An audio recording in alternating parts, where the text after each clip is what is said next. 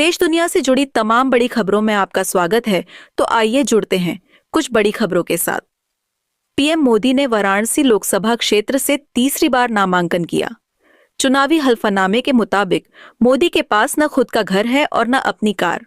हालांकि उनकी चल संपत्ति 3,02,06,889 रुपए है। बीते 5 साल में उनकी चल संपत्ति करीब दोगुनी हुई है। नामांकन से पहले मोदी सुबह 9:11 बजे दशाश्वमेध घाट पहुंचे। यहां 20 मिनट तक गंगा पूजन किया। इसके बाद नमो घाट पहुंचे। यहां उन्होंने काल भैरव मंदिर में भी दर्शन पूजन किया। मोदी के नामांकन में 4 प्रस्तावक और सीएम योगी मौजूद रहे। प्रस्तावकों में गणेश्वर शास्त्री, बैजनाथ पटेल, लालचंद कुशवाहा और संजय सोनकर शामिल रहे।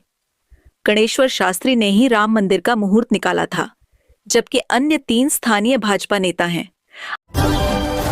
आम आदमी पार्टी ने माना कि एएपी की राज्यसभा सांसद स्वाति मालीवाल के साथ अरविंद केजरीवाल के आवास पर बदसलूकी हुई थी। एएपी सांसद संजय सिंह ने बताया कि 13 मई की सुबह केजरीवाल से मिलने स्वाति उनके आवास पर पहुंची थीं। वह ड्राइंग रूम में इंतजार कर रही थी। इस बीच मुख्यमंत्री के पीए विभव कुमार वहां पहुंचे और उनके साथ अभद्रता और बदतमीजी की। संजय ने कहा कि केजरीवाल इस मामले में सख्त कार्रवाई करेंगे। कांग्रेस नेता राहुल गांधी और सपा प्रमुख अखिलेश यादव ने मंगलवार को झांसी में संयुक्त रैली की। राहुल ने कहा, भाजपा वाले 22 अरबपति बना रहे हैं, हम करोड़ों लखपति बनाएंगे। हर परिवार से एक महिला चुनी जाएगी। उन करोड़ों महिलाओं के खाते में 1 लाख रुपए भेजे जाएंगे, यानी महीने आलाय 100 रुपया खाते में खटाखट जाएगा। 4 जून को हम हिंदुस्तान के गरीब किसानों का कर्जा माफ करने जा रहे हैं, जैसे हमने यूपीए सरकार में पहले किया था। राहुल ने कहा, अग्निवीर योजना को हम फाड़कर कचरे में फेंक देंगे। हम शहीदों के साथ भेदभाव नहीं होने देंगे। मुफ्त अनाज योजना कांग्रेस की सरकार लेकर आई थी। हमारी सरकार बनने पर हम इसके तहत और अधिक अच्छी क्वालिटी का राशन देंगे। गरीबों, किसानों, कमजोर लोगों की सरकार बननी चाहिए। अंबानी अडानी की सरकार हटाई जानी चाहिए। आर्थिक संकट से जूझ रहे पाकिस्तान ने सभी सरकारी कंपनियों को बेचने का फैसला किया है। प्रधानमंत्री शहबाज शरीफ ने कहा, सरकार का काम बिजनेस करना नहीं, देश में बिजनेस और निवेश के लिए अच्छा माहौल देना है। हम सिर्फ उन कंपनियों को अपने पास रखेंगे जो रणनीतिक रूप से अहम हैं। पाकिस्तान के वित्त मंत्रालय की दिसंबर 2023 की रिपोर्ट के मुताबिक सरकार के पास 98 कंपनियां हैं। सबसे पहले पाकिस्तान इंटरनेशनल एयरलाइन को प्राइवेटाइज किया जाएगा। राजस्थान में हिंदुस्तान कॉपर लिमिटेड की कोलिहान खदान में फंसे 15 अफसरों में से 10 को बाहर निकाल लिया गया है। पहले राउंड में बुधवार सुबह करीब 7 बजे 3 लोग निकाले गए थे, जिन्हें जयपुर रेफर कर दिया गया था। दूसरे राउंड में सुबह करीब 9-10 बजे 5 लोगों को बाहर निकाला गया है। वहीं तीसरे राउंड में 2 अफसर और निकाले गए हैं। सभी की स्थिति ठीक है। मंगलवार शाम हुए हादसे में 15 अधिकारी फंस गए थे। नीमका थाना जिले की इस खदान में 1875 फीट की गहराई में लिफ्ट की चेन टूट गई थी। अंदर फंसे लोगों के लिए रात में दवाइयां और फूड पैकेट भेजे गए। वहीं एम्बुलेंस और डॉक्टर्स की टीमों को भी रात से अलर्ट मोड पर रखा गया है। 14 मई की शाम को केसीसी चीफ समेत विजिलेंस की टीम माइंस में नीचे उतरी थी। रात 8-10 बजे माइंस से निकलते समय हादसा हो गया। लिफ्ट में कोलकाता से आई विजिलेंस की टीम और खेतद्दी कॉपर कॉरपोरेशन केसीसी के बढ़े अधिकारी हैं। असम के सीएम हिमंता बिस्वा शर्मा ने दिल्ली में चुनाव प्रचार के दौरान कहा कि अगर बीजेपी को 400 सीटें मिलती हैं तो ज्ञानवापी और कृष्ण जन्मभूमि मंदिर बनाए जाएंगे। हिमंता ने कहा कि अब की बार 400 पार का मतलब है ज्ञानवापी में शिवालय, मथुरा में श्री कृष्ण मंदिर और पाकिस्तान अधिकृत कश्मीर वापस भारत में। हिमंता दिल्ली में मनोज तिवारी के लिए प्रचार करने पहुंचे थे। उन्होंने यह भी कहा कि भाजपा सरकार आरक्षण को और अधिक मजबूती देने के लिए काम कर रही है। बिहार के पूर्व डिप्टी सीएम सुशील मोदी का पार्थिव शरीर पंचतत्व में विलीन हो गया। उनके बड़े बेटे उत्कर्ष ने उन्हें मुखाग्नि दी। भाजपा के राष्ट्रीय अध्यक्ष जेपी नड्डा ने सुशील मोदी के पार्थिव शरीर के अंतिम दर्शन किए।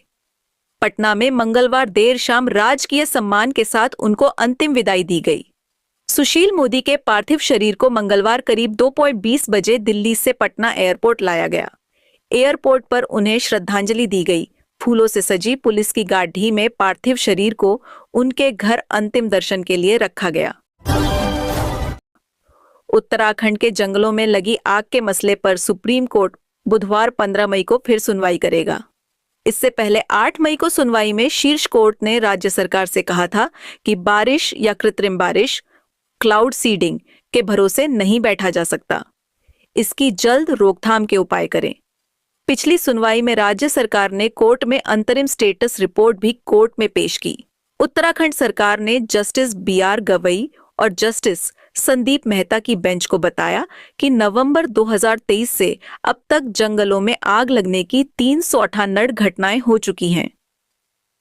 हर बार ये आग इंसानों ने लगाई गई।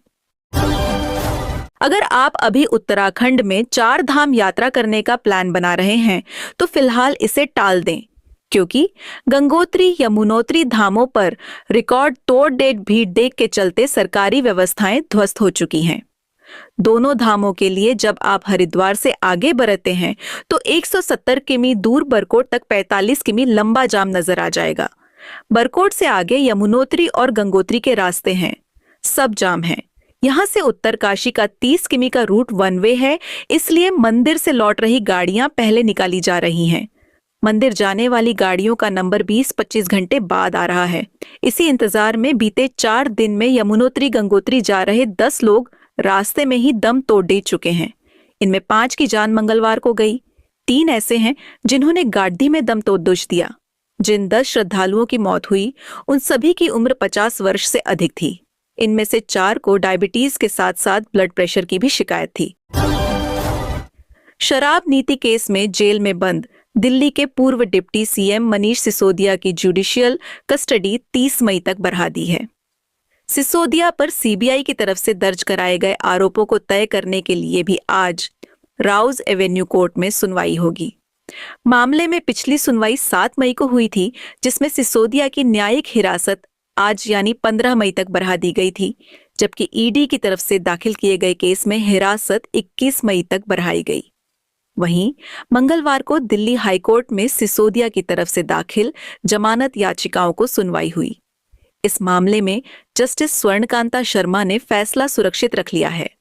सिसोदिया तरफ से सीनियर एडवोकेट दयन कृष्णन और मोहित माथुर ने दलीलें दी, जबकि ED की तरफ से जोहेब हुसैन और CBI की तरफ से SPP रिपुदमन भारद्वाज कृष्णन ने पक्ष रखा।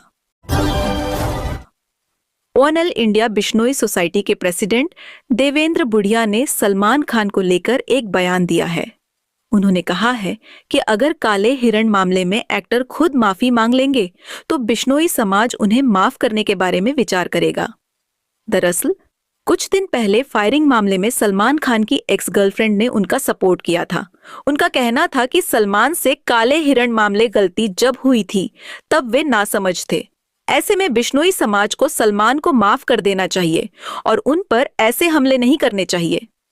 सलमान की तरफ से उन्होंने बिश्नोई समाज से माफी भी मांगी थी। कांग्रेस नेता राहुल गांधी और सपा चीफ अखिलेश यादव ने यूपी के जालौन और झांसी में रैली की। राहुल ने झांसी में कहा, सरकार बनते ही अग्निवीर योजना को फाड़कर कचरे में फेंक देंगे, शहीदों के साथ भेदभाव नहीं होने देंगे।